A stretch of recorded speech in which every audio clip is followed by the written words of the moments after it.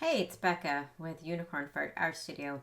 This is an after the fact video, so I'm sorry I don't have all of the clips that I wanted to use for this tutorial, but I did go through about 8 hours worth of clips and videos.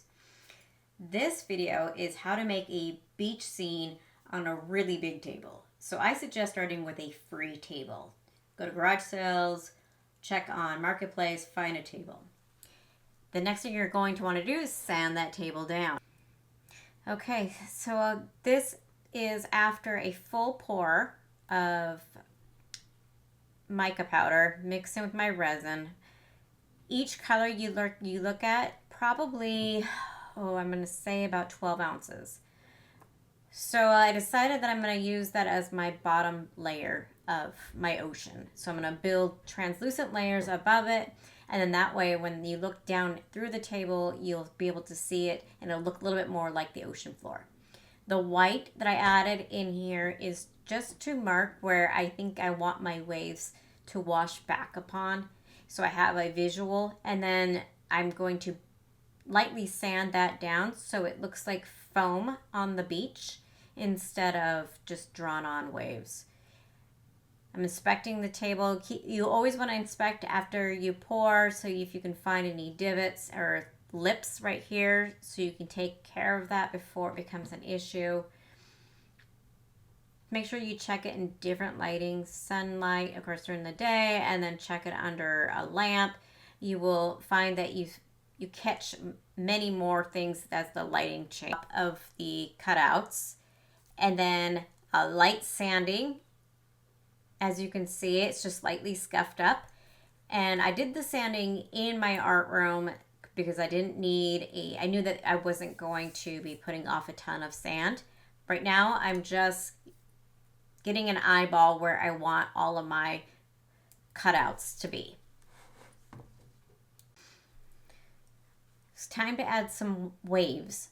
I didn't put enough clear on top of the waves to get the blowout that I was really hoping for, but was able to get the resin to move. It is very difficult to do when it's cold inside, and I was working on this off and on for about 2 years because I didn't know where I was going to take the table, and every time I went to go and work on it, I kind of changed directions.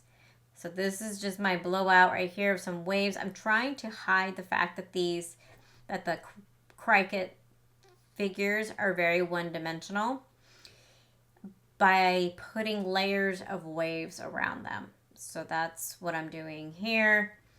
I think I used about 16 ounces of clear resin, and then I used an opaque white to make my bottom waves. All right, now I have moved on to building up an island. So I added some real sand on top of the faux sand that was down beneath, and I decided that I wanted to build what looked to be part of the Hawaiian island, maybe Molokai or one of the mountainous areas. And I'm using moss. I found this moss at the dollar store. It was slightly green, brown, and I decided that I was going to airbrush or even just tap brush in a couple different colors after I have it in place. So what I'm doing is I'm just drizzling very light the clear resin, so when I start to build it out, it doesn't blow everywhere. Same with the added sand. You want to make sure that you have all the sand secure before you add any more of your blue or the water or any waves, because once you turn on that blow dryer, you're going to send that sand flying everywhere, and it is so difficult to pick out. After I finished building up this island, I decided I was going to make one off of the side as well, so I can make a little alcove and put some turtles in there.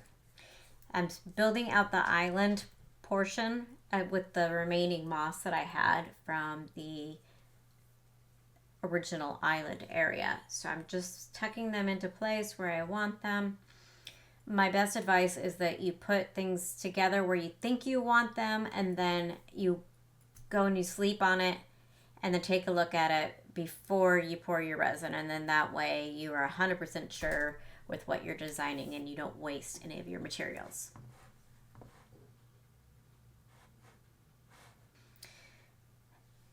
I decided that I was going to add more decals, more cutouts to the table.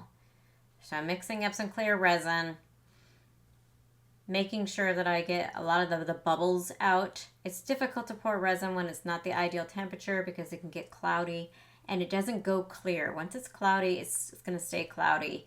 It's because there's so many micro bubbles in there. Be very careful about letting your resin sit in these plastic cups in the summer because they will actually ignite. And I have had a few little mini fires. So I printed out some umbrellas, a few floaty people, some sunbathers, and I'm just going to glue them down and walk away when I'm done, and then come back at it the next day and take a look. I printed these out on transparent paper, and then I added a little bit of detail using paint pens. After I have everybody in place, I poured a clear coat over the beach area, and again over the blue, all of the blue area, and then went back to sanding. And just when you think that you didn't sand enough, you just sand again. I started adding details with the paint pens across the board, a little bit on the turtles, give them a little bit of highlight. They're already black, so I didn't need to add any shadow, although it would have looked pretty good. I added some snorkelers in there. I tried to keep the sizing in mind for the table. I got it probably a little bit off of the ratio there, but it was a really fun project and a really good way to learn a bunch of different techniques.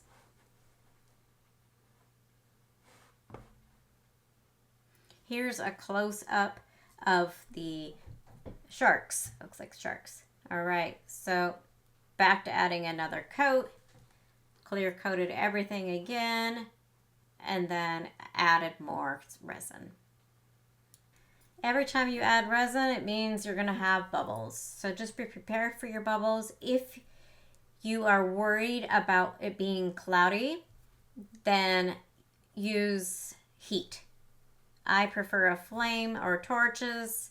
Some people use a blow dryer. Others will spritz the resin with alcohol. I don't recommend doing that because you just don't know how it's going to turn out, and you really don't want anything cloudy when you're working with waves and water, or any kind of translucent design work. Be careful not to ignite your island. If you're building an island, it is flammable, and it smokes pretty good. So be careful. All right, it's time to add more resin. Just when I thought I was done adding resin, I had to add more. I think I went through at least 90 ounces of resin total for this table. I'm mixing up different blues. Right now I'm adding the middle layer.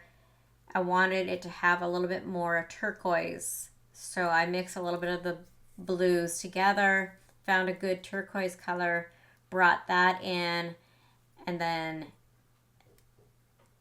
going kind of in a circular or like a wave pattern, like a rainbow, I would say, going from left to right, and then it getting a little bit darker the further out I go.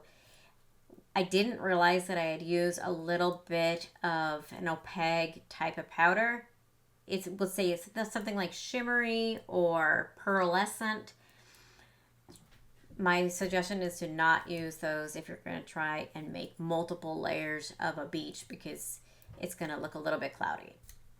All right, so I sanded it down, and not done yet, but I have a few more waves in. You could take a close-up of the beach goers. I ended up using paint pens to kind of make the colors pop through a little bit more and make them look a little bit more three-dimensional. that part was a little bit sticky with this table because I had to do some shadings and browns and without it smearing. So here we've got a little bit of the waves over all of my sea creatures and moving higher waves the further out to make it look like it's a little bit rocky. I do have some waves bouncing off of the island.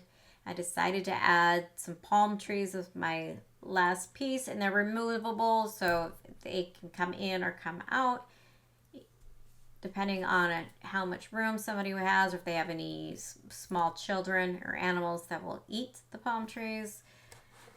This project took several years because I couldn't decide how I wanted to finish it. So I suggest starting with something smaller and a lot less expensive.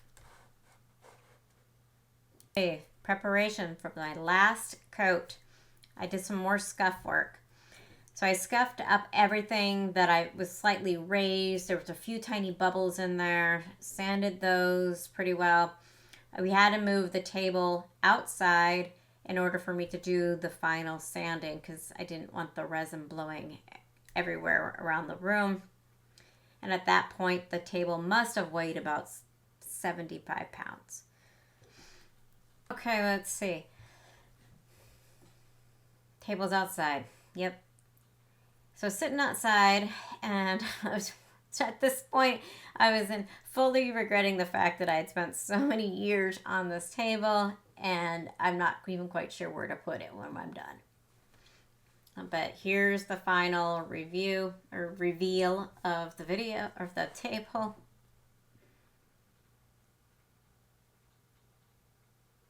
All right.